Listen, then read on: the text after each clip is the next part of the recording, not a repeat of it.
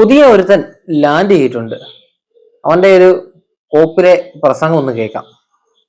ഇന്ന് ഈ നവോത്ഥാനം ചില സ്ഥലങ്ങളിലെങ്കിലും വഴിപിഴച്ചു പോകുന്നുണ്ടോ എന്നും സംശയിക്കേണ്ടിയിരിക്കുന്നു. ഈ കഴിഞ്ഞ ദിവസം ഒരു അമ്പലപ്പറമ്പിൽ വേടന്റെ ആട്ടവും പാട്ടും കൂത്തും ഉണ്ടായിരുന്നു എന്നാണ് ഞാൻ അറിഞ്ഞത്. ആള് കൂടാൻ വേണ്ടിയിട്ട് വേടന്റെ പാട്ട് വെക്കാൻ തയ്യാറാകുന്നവർ ഒരുപക്ഷെ ആള് കൂടാൻ വേണ്ടിയിട്ട് കാബറെ ഡാൻസും നമ്മുടെ അമ്പലപ്പറമ്പിൽ വെക്കും.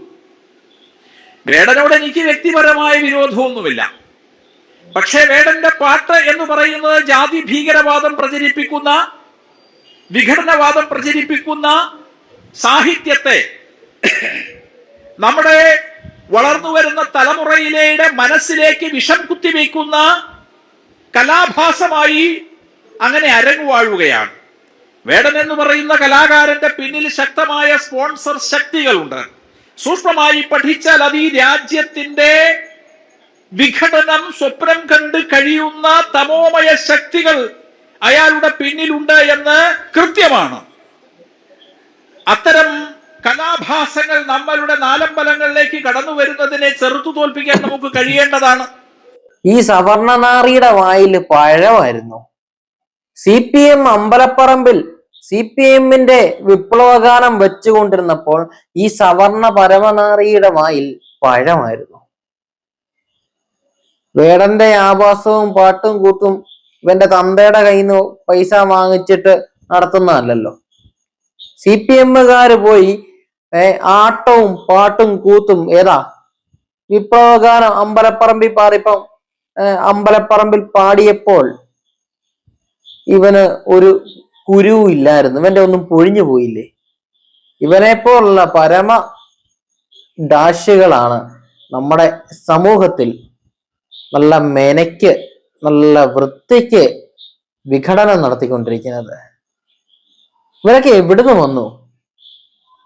ഏതായാലും ഇവന്റെയൊക്കെ BJP-യും RSS-ഉം നടത്തുന്ന അത്ര വിഘടനവാദം ഒന്നും ഇവിടെ നടക്കുന്നില്ല. വേറെ ആരും നടത്തുന്നില്ല.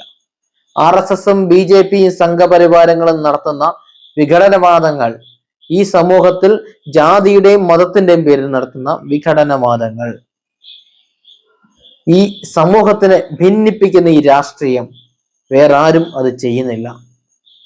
ഇവിടെ തന്റെ ജാതി തന്റെ മതം താൻ പറയും. വേടന് അവന്റെ ജാതി ഉയർന്നു വരുവാൻ, അവന്റെ ആ ഒരു സമൂഹം മുൻപന്തിയിലേക്ക്, കേരള സമൂഹത്തിന്റെ നമ്മുടെ നാടിന്റെ മുന്നിലേക്ക് ഉയർന്നു വരുവാൻ അവൻ ആഗ്രഹമുണ്ട്. അവൻ പറയട്ടെ, നിനക്കെന്നാ? ഇയാളുടെ വല്ലതും പൊഴിഞ്ഞു പോവോ? ഇയാളുടെ വല്ലതും ചെത്തിയെടുക്കുന്നുണ്ടോ? ഇതുപോലെ ഉളുപ്പില്ലാതെ മൈക്കിന്റെ മുമ്പിൽ വന്ന് തോന്നിവാസം വിളിച്ചു പറയാൻ ഇവനെപ്പോലുള്ളവന്മാർക്കേ കഴിയത്തുള്ളൂ. കഷ്ടമെന്നല്ലാണ്ടൊന്നും പറയാനില്ല. ഈ കാലഘട്ടത്തിൽ ഇതുപോലുള്ള ചില യവന്മാരാണ് നമ്മുടെ സമൂഹത്തിൽ വിദ്വേഷം പ്രചരിപ്പിക്കുന്നത്. ഇതിനെയൊക്കെ നമ്മൾ കയ്യൂക്കുകൊണ്ട് നേരിടേണ്ടതാ. ഇവനെപ്പോലുള്ളവന്മാരെ നമ്മൾ കയ്യൂക്കുകൊണ്ടാണ് നേരിടേണ്ടത്, അല്ലാണ്ട് വേറെ ഒന്നുമല്ല. പിടിച്ചു നിർത്തി നല്ല തല്ല് കൊടുത്താൽ ഇവന്റെയൊക്കെ ആ ഒരു സൂക്കേടങ്ങ് സവർണ മേധാവിത്വം, ഇവന്റെയൊക്കെ സവർണ മേധാവിത്വമാണ്, സവർണ ചിന്താഗതികളാണ് ഇവന്റെയൊക്കെ. ഇവനൊക്കെ മനസ്സിലാക്കേണ്ടത് ഇവന്റെ ജാതി ഏതാണെന്നും ഇവന്റെ മതം ഏതാണെന്നൊന്നും എനിക്കറിയത്തില്ല.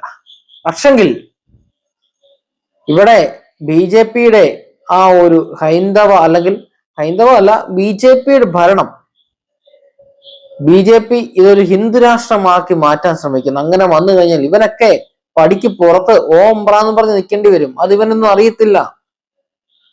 അവിടെ മറ്റേ ബ്രാഹ്മണര്, നമ്പൂതിരിമാര്, ക്ഷത്രിയ, അങ്ങനെ ആ ഒരു സംഭവം, ആ സിസ്റ്റം അവിടെ താഴെ തട്ടിലേക്ക് വരുമ്പോഴത്തേന് ഇവൻ ഏത് തട്ടിലാണോ നിൽക്കുന്നത് ആ തട്ടിൽ വരുമ്പോൾ മാത്രമേ ഇവൻ അവിടെ നിൽക്കാൻ പറ്റത്തുള്ളൂ. അതിന്റെ മുകളിലേക്ക് ഇവന് പോകാൻ പറ്റത്തില്ല.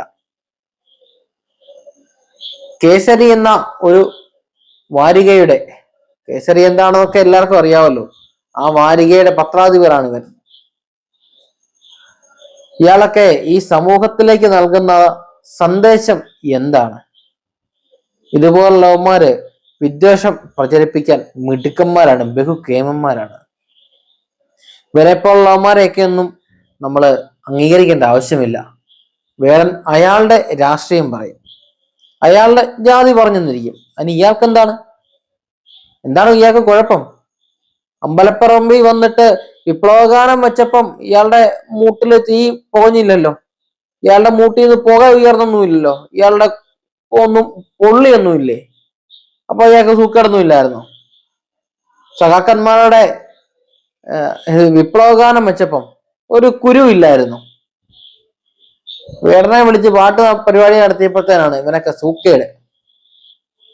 ഒരു കാലം മാറി സുഹൃത്തെ, കാലം മാറി. കൂടുതലൊന്നും പറയാനില്ല. ഇവനെപ്പോലുള്ളവന്മാർ ഈ സമൂഹത്തിന്റെ ഒരു മേഖലയിലും അടുപ്പിക്കാതിരിക്കുക, അത്രേ ഉള്ളൂ.